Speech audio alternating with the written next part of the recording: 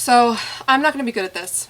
I don't know all the details, I don't know the political power plays, I haven't been following it closely for 10 years, I couldn't point to you all the relevant names if you put them in giant letters in front of my face. And God knows that I do not know how a country of good people manages to live under the yoke of religious extremism. But for some reason today, I think it's important to pay attention to Iran. I plan to make my video today about tour. I'm leaving for pottercast tour, it's going to be great. John and Bree and Frack are coming across the country to get me. It's going to be fantastic, and I was going to tell you all about these wonderfully vapid things, like what I'm bringing on tour, what's in my suitcase, including the can opener and a ton of something called fruit leather. But for the past few days I've been transfixed by what's going on in Iran.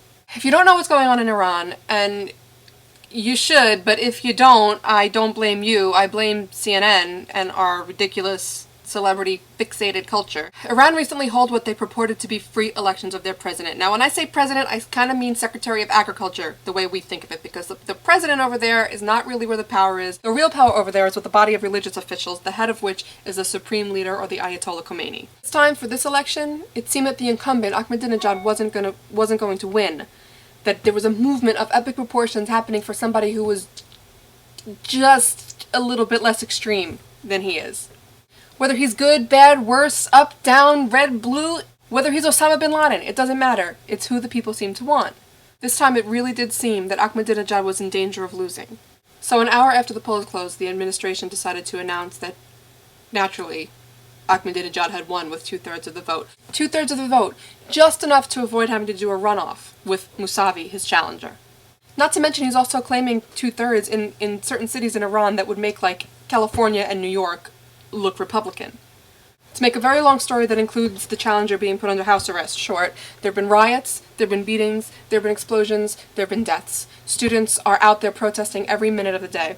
So the regime starts to shut down all forms of communication, websites, news stations, everything. They're trying to make the country a bubble. They forgot about Twitter. Now who knows? Who knows whether they forgot or whether they just didn't know how to shut it off, but Twitter survived. People have been able to tweet from Iran. Because of this little medium that people say is the death of attention spans, people have been able to post updates about themselves and their loved ones. They've been able to post notices to each other. They've been able to post to the outside world things that the administration would rather nobody knows. Organized through Twitter was a protest in Tehran where people gathered on rooftops at 4 o'clock in the morning and peacefully chanted Allah Akbar. And the reports said that it was heard all over the city. So really, in light of a story like that, how can I talk about my pink cooler? It's cool though, isn't it? I've been watching these protesters. I've subscribed to their Twitters.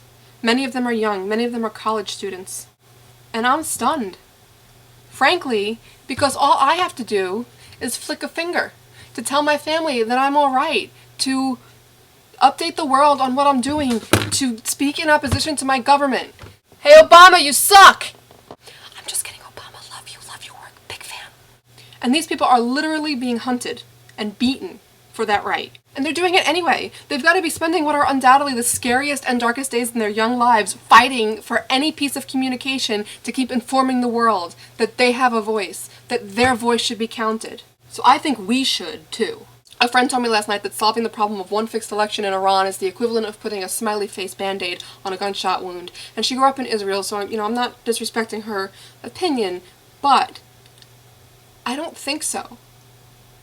I agree with her sentiment, and I understand where she's coming from, but that's sort of, to me, like saying the same thing about some guys who threw some Earl Grey into the Boston Bay.